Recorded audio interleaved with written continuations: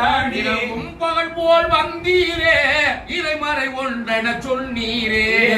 பகல் போல் வந்தீரே இறைமறை ஒன்றென சொன்னீரே. துணையில்லை என் உரைத்தீரே இங்க தௌஹீது புவியில் மறைத்த தீனை காக்க பிறந்த கௌதோ சமதானி திங்களோடு பேசும் முஹம்மது நூரானி.